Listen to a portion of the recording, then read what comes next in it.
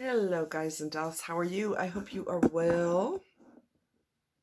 Okay, so I want to talk to you today about trauma and the brain.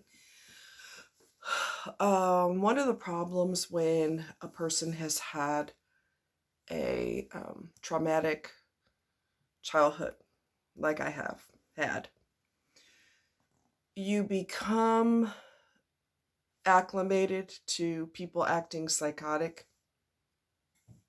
You're desensitized to it.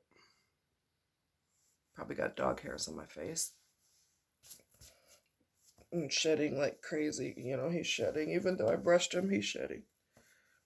Anyway, sorry. Okay.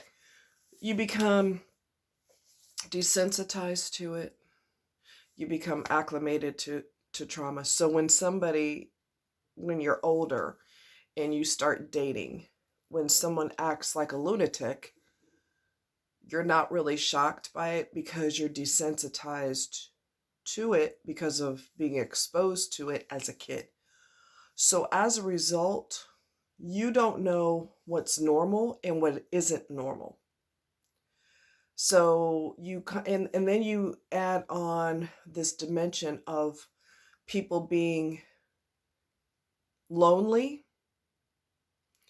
And when you're lonely, you are susceptible to doing some very harmful things. You are susceptible to choosing harmful people, and you are your own worst enemy because you haven't done the healing that you need to do in order to justify making decisions to have someone in your life, for example. Okay.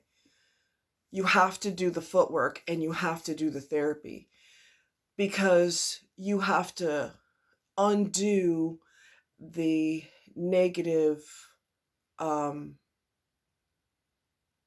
brain pattern. You have to break the pattern so that when someone flips out or raises their voice or throws a raging fit or is rude to you, you have the ability to stop it right then and say, "Why don't talk to me like that? Don't talk to me like that. Are you crazy? Don't talk to me like that." And you have to learn how to break the trauma bond of you being connected to the trauma of your past, in a sense of you cannot differentiate who's good for you and who's not. So you accept people and even subconsciously seek out people who are harmful. And until you recognize that that's your pattern, if you don't recognize the pattern, you're doomed to repeat it. You have to acknowledge that there's a problem in the first place in order to break the pattern. So if you're single, and especially if you're single, because you got a lot of time to focus on you and you have a lot of time to uh, soul search, you don't have somebody else distracting you. If you look at your patterns, all of your relationships have been dysfunctional people. Okay, all of your relationships have been emotionally unavailable people, or people who are narcissistic, or people who are toxic in other ways. You have to be able to identify that type of behavior and not accept it into your life because that is how you grew up. So to you, that's normal. It isn't normal to be disrespected. It isn't normal to be verbally abused or physically abused or ignored. Your needs being blown off because you are irrelevant and your needs are irrelevant. That's not normal. So first, you have to identify that you have a pattern of choosing people subconsciously or otherwise who are toxic. Once you can make that acknowledgement in your head, then you could go to the next step, which would be, where does this pain come from? You have to go back into the trauma so that you can recover from it. You have to go back to it so you can recover from it. You have to identify this is what, my parents were. I'm just using this as an example. My father was an alcoholic and he used to beat my mom and he was a tyrant. And I end up choosing men who have violent tempers or women who are domineering because my mother was domineering or whatever it is. If you cannot change what you don't acknowledge. You cannot change what you don't acknowledge. So you have to acknowledge that these types of people that you are getting involved with, there's a connection between these toxic people and your past, your childhood. Once you realize there's a pattern, that is a big step in the right direction. Okay? Because our brains have a tendency to shut down trauma. We talked about this before. Your brain has a tendency to go, no, no, no, no, no, no, no. And it doesn't want to think about the trauma, and it wants to over glamorize situations that were exceedingly harmful to you. It wants to only remember the good. So you're craving for somebody, your ex, for example, and they were horrible to you, but your brain shuts that out and all you remember is the good. So it's imperative, and therapists will tell you this, it is imperative that you keep a journal. It is imperative that you write down, hey, I've got a pattern of toxic people. These are the behaviors that toxic people have done to me. These are the behaviors my parents did to me. These are not normal behaviors. Okay? Once you acknowledge that and you jot it down, because like we said before, you get those thoughts instead of going around and around and around in your head, it gives them an outlet. When they have an outlet, you have a visual reminder and you have an outlet. Okay. Then you can go to therapy to rectify your past. You can go to therapy to recognize and to acknowledge the pain of the repetitive toxic choices that you've made. Okay. It doesn't matter what the gender is. It does not matter. That's totally not the point. Trauma is trauma, right? So it could be men or it could be women. It doesn't matter. Trauma, people can be toxic no matter what their gender is, right?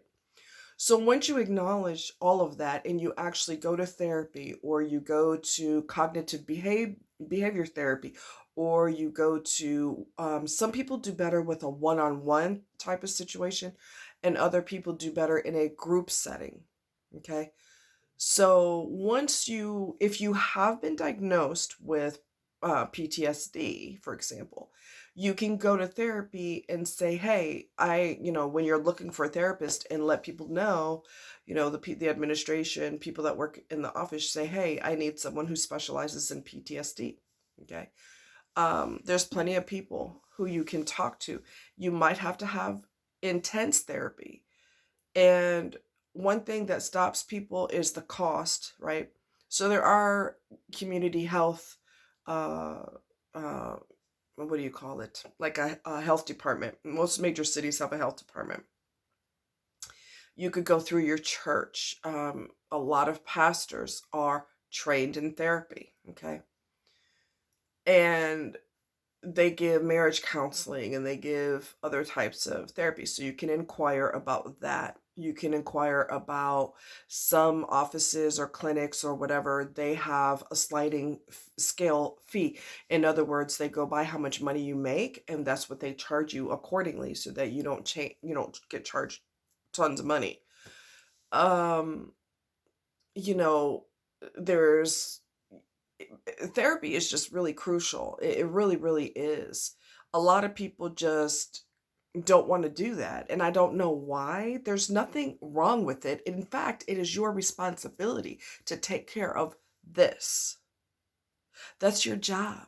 That's your responsibility. Okay?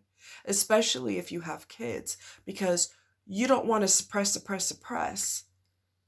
And then you blow up on your kids, or they see a irregular behavior pattern, or they continuously see you choosing the wrong people over and over and over again. Guess what your kids are going to do? They're going to choose toxic people because that is what they saw growing up. Do you want that pattern to continue? If you love your kids, if you say you love your kids, but prove that you love them by making sure that you have solid, better choices so that you don't set your kids up to choose people just like who you're choosing, because they will. They don't go by what you say to do. They go by what they see you doing. Okay? They go by what you do. They don't go by that no, in one ear, out the other, right? They go by what they see. And you don't want to set those negative patterns up so that their relationships are guaranteed to fail because they keep choosing toxic people. If they get married, their marriages are bound to fail.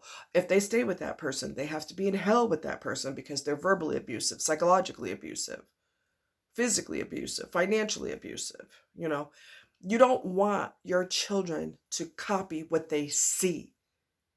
Okay? Love is more than, a four-letter word. Love requires action. Action is, I don't want my kids to have their relationships are doomed to fail because they see what I go through. That's not fair to them. You want to set them up for success. That is not setting them up for success. They're going to choose people who are beating them up, taking money from them, living up under their roof when they're not married, because they're copying what they see. Okay? They copy what they see. So you have to be a responsible parent, and you have to set the stage for more positive experiences so that your children can have positive experiences. Okay? And like we talked about before, you've got to flip that shame and embarrassment back to the person who was abusive to you growing up. You don't take on that shame and that embarrassment because you have no business being embarrassed because you were not abusive to yourself. These individuals or this situation, these people were abusive to you. They should be ashamed. They should be embarrassed. Okay? Not you. Not you. If Billy Bob is friends with me and Billy Bob robs a bank, I'm not going to be embarrassed if they get arrested, they get caught doing a felony, I'm not, why would I be embarrassed? I wasn't the one robbing a bank, right? So you cannot take on someone else's, the behavior that they're supposed to feel. You shouldn't take that on. That's not your place. Your place is to say, this is what was done to me, and I'm going to rectify it. I am going to choose healthier. I'm going to go to therapy. I'm going to go through the pain of therapy because it's not going to be fun. It's not going to be easy. It's kind of like surgery. Surgery is guaranteed to be painful, right? But you have to go through that to get better. And therapy is no different. You have to be psychologically sliced open, and the repairs have to be made, and then you can be closed back up, and you can be a stronger, healthier person. So it's very similar to surgery or any other medical procedure. Okay. Yes, it's painful. Yes, shots are painful. Surgery is painful. Rehab is painful. You broke a leg. That would be me. Okay. Terrible thing. Oh my God. That was traumatic. I still have tenderness in my leg as a result, but it's just par for the course. You have to go through the pain to get better, and you can't keep running from it. You can't keep running from it. You cannot get better from what you don't acknowledge, and you cannot change what you don't acknowledge. And I said this on one of my friends' videos. I said, we need to stop shaming people for going to therapy. It is your responsibility to get this straight. It's your responsibility. There's nothing to be embarrassed about. If you are the boss at your job, are you embarrassed about doing your job or reluctant to do your job? Of course not, because that's your job. Well, it's your job to get this organized. It's your job to choose healthier people. It is your job to tackle what you've been through so that you don't continue to put yourself in these situations again. And it doesn't make it any easier that people we've morphed into a society where people are very selfish. What can I get from you? Okay. How can I manipulate you? They're approaching relationships with their hand out. Let's go. Put it right there. Gimme, gimme, gimme. Okay. So we're in a selfish situation with how our society's just morphed into this super selfish mentality where I can't approach you unless I'm getting sex or unless I'm getting money or a baby or a place to live or whatever it is, you know. Um, so that doesn't make our choices any easier. But then you need to, once you go into therapy, stay with it. It's going to hurt. It's going to make you cry. It's going to make you angry. That is normal and expected. It's okay. That's okay. That's normal. All right? Don't give up as soon as it hurts, because now you're back to square one. You haven't made any progress because it was too difficult. Really? Anything in life is worth the effort to put into it. Okay? You go to college for 4 years, you get your degree. It's going to be a nightmare sometimes. You're going to be under the gun trying to get this paper done, in time, this report done, or whatever the hell it is that you're trying to accomplish. And you have to bust your butt for 4 years or 8 years or however many years you go to school. You're going to be busting your chops, but it's going to be worth it in the end, right? Nothing is going to be handed to you just because you're so nice and you're so cute and you get a great smile. So we'll just go ahead and give you your degree on the first day of college. Here's your degree, honey. Good luck. It's just not going to work like that. You have to bust your butt for what you want. And your mental health is no different. It is your responsibility. Okay? And make sure that you set your children up for success. Not just telling them, hey, don't do what I do. Don't choose the type of people I choose. That doesn't work. You have to show them through example. Okay? Talk to your therapist or whoever it is that you go to therapy for. Talk to them about what does a healthy relationship, once you purge everything and you start working through it. It's all a process, right? Once you work through all of that and you've gotten the clarity that you need and you get the aha moments that you need and you realize that your abuse was not your fault, wasn't your fault. Let me repeat that. It was not your fault that you were abused and that you were targeted. It wasn't. Then you could eventually morph into, well, what looks healthier? What looks healthier is someone approaching you with, you know what? I really think you're cool. And I know people are after you for whatever it is, but I want to show you that I'm different. And I have no problem showing you that I'm different. I don't mind going above and beyond for you. And I don't mean for the first month or two, and then I reveal that I'm a total monster. I'm talking about someone who's legit, someone who is straight up here, someone who is not mentally disordered, someone who's not a manipulator. Okay, someone who's healthy does not approach you with their hand out. They approach you with their heart open. Okay, they approach not with their hand out, but with their heart open. All right? Someone who loves you, someone who respects you, someone who doesn't mind making sacrifices for you. Someone who you have plans, y'all made plans for a Friday and that person goes, well, I really want to do that with you. I'll tell you what, I don't know if that's possible. Let me check my schedule and see if I can rearrange some things and I'll get back to you. And then they call you and say, hey, Friday's a go. I managed to work my schedule so that it's a go. Someone who doesn't mind going above and beyond for you. Is that always practical? No. Is that always going to happen? No. But if your needs are never being met, hello, a red flag, baby. Red flag. I went through that bullshit and I'm not going through it no more. You can't give me what I want at least some of the time or whatever. You can't work with me ever because it's all about you. You're out. Out. All right?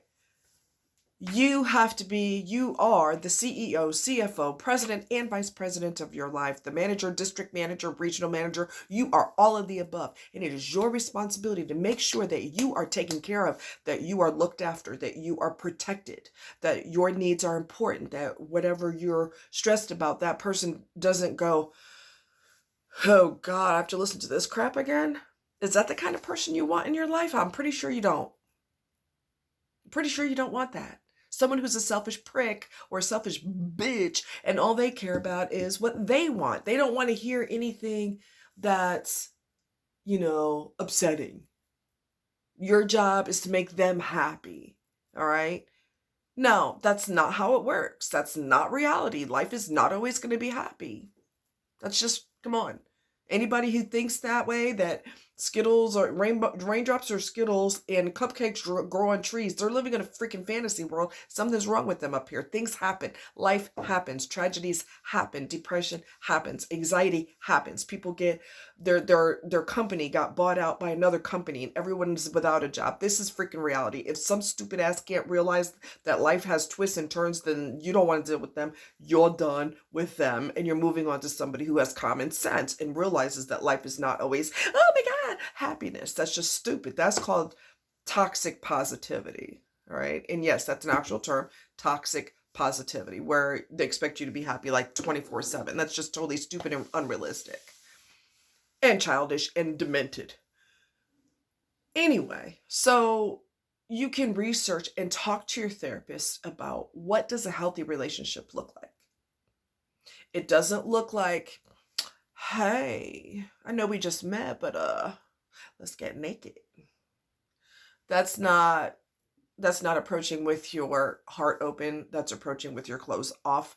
Again, the person is approaching the wrong way. They're approaching with their hand out. That's not what you want. And that's you're not building a relationship. You're building a situationship. You don't want that either. Okay. I dumped someone who I thought was a friend. Recently, I got rid of him because he is a pig. He's going to stay friends with the opposite gender so that he can eventually, yes, you made yourself clear. I made myself clear. I wasn't interested in doing him or anybody else. And every now and then he threw sexual comments in there. Sexual comments, another sexual comment. And I got tired of it, so I got rid of him. I didn't tell him why I was getting rid of him. I just dumped him. He doesn't respect my wishes. And our friendship wasn't a friendship, it was a manipulationship. And I'm not going to tolerate that bullshit anymore. You go stick it in some damn body else. I already told your ass that I wasn't interested. So what do? You stomp all over my boundaries. No, you are fired as a friend. And no, it's not the friend I've had for many years here. It's someone that I met on a dating site and we were just friends. Or so I thought. But he's going to be friends with you until he gets what he wants. And that is not the premise of a connection, a real connection. That is someone being selfish, and that is someone trying to manipulate someone. I know you made it clear that's not what you want, but I'm going to stick around and make all kinds of comments just, to make you change your mind. That is a manipulationship. That is not what you want. Your needs have to be met. So here's where writing in a journal helps. What do you want to be happy? This is what you've been through. Make a column of what you've been through in the past. Make another column of what you don't want in the future. Okay? If you're not sure what to put in either, well, you should know. If you've been in, really bad situations, you already know what those are because you know what you've been through, right? You would have worked that out through therapy, and you would have even remembered things that you maybe didn't remember for a long time because your brain suppressed it. But if you're not sure about what to put in the healthy column, that's where your therapist can help you. That's where research can help. And you can jot it down. What does a healthy relationship look like? And then if you get involved with someone and certain things happen that you're going, I don't know, this doesn't seem very healthy. Go by your gut, go by what your body is telling you, go by what your research indicated is healthy. Is that what you're experiencing in your relationship? With a bunch of excuses as to why this can't happen for you. Excuse after excuse after excuse. Ain't nobody trying to hear all that. Either make it happen or get lost. It's just that simple. Let's compromise. If you can't compromise, then get out of my face.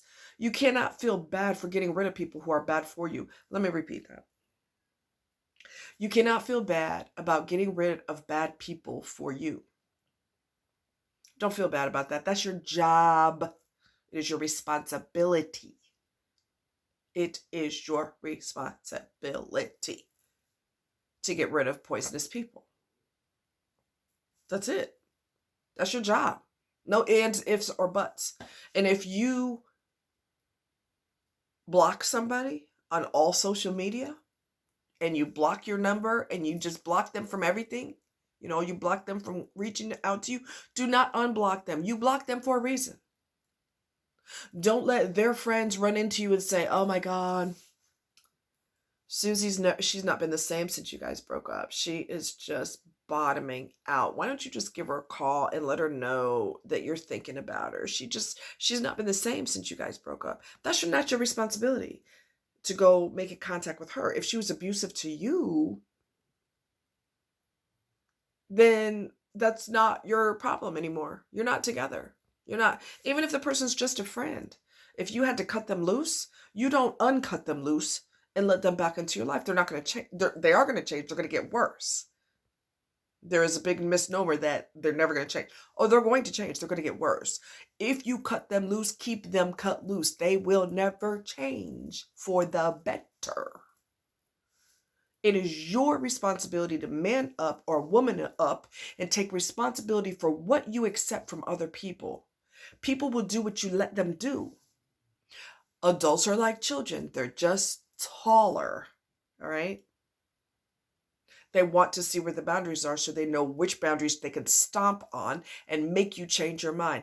Right out the gate, you're out because you're manipulating me and you're not respecting my wants or desires. You're freaking out of here. And when you close the door to bad people, you open the door for good people. Let me repeat that. When you close the door to bad people, you open the door for good people. Okay? Research. What does a healthy relationship look like? Write it all down. One of the reasons why I got Bailey, who is my son, he's a border collie mix for those of you who have no clue. I know that he's a great companion. Dogs are great companions. I know that they give love without manipulation. Their love is pure. I have a lot of love to give. I can't give it in a relationship because it's never been appreciated. So my dog will appreciate my love. He will appreciate my kindness. He will appreciate being fed and watered and pottied and loved on. He will appreciate that. Humans cannot. In my life, they cannot. Will I ever meet somebody who cares about me for the first time in my life? I don't know. I'm okay. I have a companion. I have a man. That's my son. That's my dog. He is my companion. Now, God is going to have to decide who he wants in my life because I have not made good choices in the past, and I'm not going to continue to make bad choices. I'm going to eliminate people, and if I have to stay alone forever, I'm okay because I've been alone my whole life anyway, and I'm not going to settle for garbage just to have somebody share the same space, the airspace, and they just run me through the freaking mill. They destroy me mentally, physically. Here comes another surgery and another surgery. I'm surgeried out, okay? I've been in the hospital the past couple of years more than any time in my entire life. Stress will kill you. I will not put up with toxicity. It damages my body. It damages my psyche. It damages who I am as a person. And then I no longer recognize who I am. Do I want that to happen continuously? Hell no. I'd rather choose peace and quiet. I want peace and quiet. I don't want bullshit just to say I got somebody. You ain't going to get a free car when you're with somebody. You're not going to get a free trip to Hawaii. You're not going to get a free TV set, a gigantic screen. You're not going to get anything special because you got somebody in your life, but you're going to get a bunch of bullshit if you choose the wrong people. Man or woman makes no difference. Your life is going to be destroyed. And you don't have to settle for destruction because you're used to it, because you grew up with it. So you try to fix this person and you try to change things, and then you shut down your personality so you stay quiet so that you don't say the wrong thing and make them flip out. No, baby. No, baby. No, baby. You don't dance on stage and change who the hell you are. You get rid of them. Okay? And I know that you're mentally strong enough that you can go to therapy and you're okay with crying and you're okay with being angry. Because let me tell you something else. When you suppress and continue to suppress, you know what's going to happen? Let me tell you what's going to happen. It's the equivalent of pushing a beach ball down in the water with one arm. Your arm is going to get tired and the ball pops up. So then you use both arms and you push the beach ball down. And eventually your arms start quivering because they're both tired. And then you switch arms again and again and again. That ball's going to keep popping up. That's what happens when you suppress trauma. It's going to resurface. You cannot keep it down for your whole life. It will resurface. Time and time and time and time again. It'll manifest in anger, depression, anxiety, suicidal thoughts, alcoholism, drug addiction. None of those are, oh, sign me up for those. None of those are good to sign up for. So instead of running from your problems, and instead of running away from therapy, and instead of pretending that you're perfectly fine, even though you know damn well you're not, if you're honest with yourself, you know that you're not fine. And instead of doing drugs and escapism, you need to man up or woman up and face that pain so you can recover from it. And then you could talk about, well, what does a happy relationship look like? What does mutual love look like? What does that look like? And now you can learn everything on YouTube. You can learn it from your therapist. You can learn it from your counselor. You can learn it from your whoever, who's healthy and have been through it themselves or whatever. There's somebody out there that can guide you. And if your trauma is really, really deep, you may have to go into some really deep, comprehensive training, or not training, but, someone who's trained in PTSD, someone who's trained on whatever it is that you're going through, somebody who's a specialist in that type of thing, whatever it is that you've been through. A specialist is always, and I'm going to tell you, a specialist is the way to go, but therapists are like shoes. You have to try them on to see which ones fit. So don't think that once you go to one counselor or two counselors when they're both losers, that's why I don't go to therapy. It doesn't work. You don't give up. You keep trying until you find someone that you feel comfortable with, someone who you feel like you could be honest with, someone who you have a connection with, someone who understands what you're going through. All right? And then you take it from there. And there's nothing, and I'm telling you from experience, there is nothing that you're going to tell your counselor that's going to make them go, oh my God, I can't handle that. Oh God, that's too much. Oh God, and then they run screaming out of their office. There is nothing that you could say to them that's going to freak them out. Baby, they've heard it all. You name it, they've heard it. Okay? Take responsibility for your mental health. If you don't, your life is going to be ruined. Your relationships are going to be ruined. And sometimes, people choose the wrong person to be tight with or forgive the wrong people, and they end up losing their life. Quite often, people who end up killing you are people that you know. If you don't believe me, ask a homicide detective. They'll tell you. Ask a homicide detective. 9 times out of 10, it's a person that you know who takes your life. Okay? Because you keep forgiving and forgiving and forgiving and forgiving. You don't have enough love and respect for yourself to say, I'm done with your shit. I'm done. I'll be alone the rest of my life before I deal with this again. You have to learn what self-love is, and you have to learn how to do it. And the fact that you don't know is perfectly okay. That doesn't mean you can't learn. Okay? Because when you love and respect yourself, and you realize how much power you have over your own life and over your own decisions, you're not helpless because you had trauma. Okay? Trauma should make you stronger and make you go, I dealt with this growing up, and I'd be damn if I go through this the rest of my life. You're out of here. And you don't be moving random strays into your house either. I told you all about that over and over again. Stop moving strays into your house. Stop giving strays the key to your house, your car, and everything else. It's not your responsibility to fix grown-ass people. The motherfucker don't have a car. He ain't got no job. He ain't got nothing. And you want to swoop in there and save him. Why do you want to have a relationship with a child? That might be an issue that you need therapy for too. If you feel like you have to mother everybody, or you need to be you're a guy and you need to rescue all the broken women, that might require therapy too. because that's not healthy. You can't save everybody, and it's not your responsibility to save everybody. Why are you attracted to broken people? Why are you attracted to broken people? If the person doesn't have basics, clean place to live, a car, a decent job, independence, ambition. If this person doesn't have the basics, you need to run. You're not going to fix them.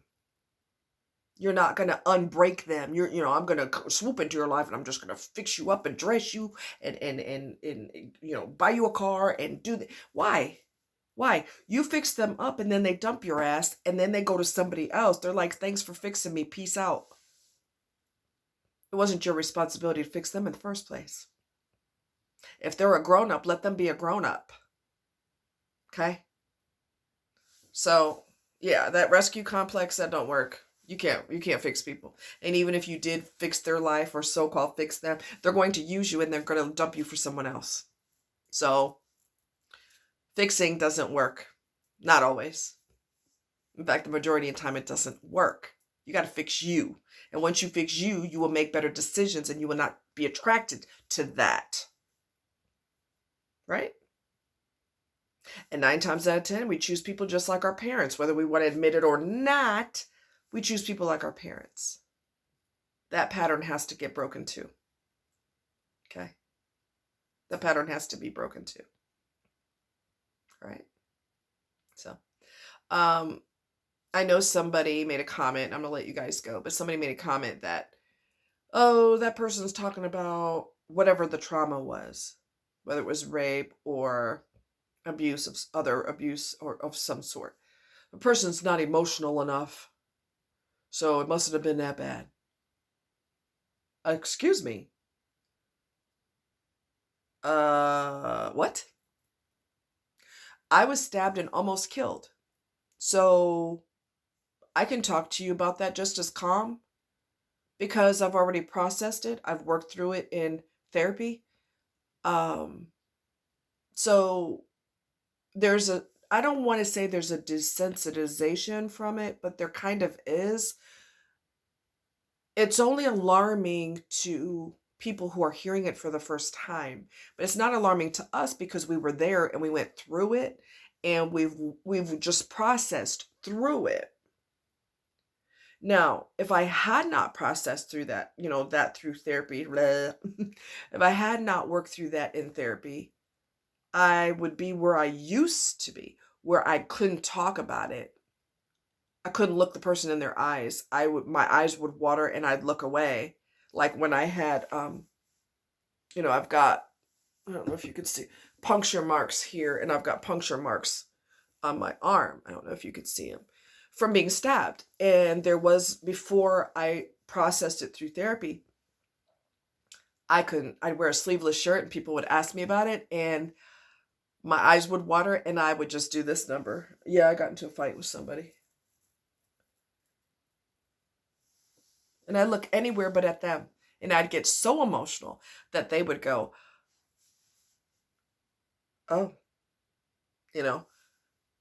now I can talk about it like it wasn't a big deal. Was it a big deal? Of course. So the person has recovered from it mentally. So don't make the assumption and presumption that when a person talks about something terrible and they say, well, yeah, I was attacked, or yes, I was, this or that, or was stabbed or almost raped or whatever. Just because they're not hyper emotional doesn't mean it wasn't intense, and it doesn't mean it wasn't traumatic. It means that they recovered from it, they've acknowledged it, they realized they came out of it a survivor, and so they're not going to be like, because that means you have a lot of healing to do if you're still reacting that intensely, I should say. So yes, we can talk about it matter-of-factly because we've recovered from it. We've worked through it. We have healed from it. Will we always remember it? Of course. But does it control our emotions? No. Okay? It's also in your perception. You could decide to be a victim the rest of your life, or you could decide, you know what? I'm pretty lucky to be here. I could have been killed back then. When I got stabbed, I could have died. My heart is here and my arm was here, and so it could have been a few more inches to in the wrong direction and I wouldn't be here, you know. So just because a person's not hysterical doesn't mean it wasn't traumatic. All right? It means that they've hopefully worked through it, or they're in severe denial, and that's never going to go in good places. All right? All right, you guys take care. Much love. Talk to you later.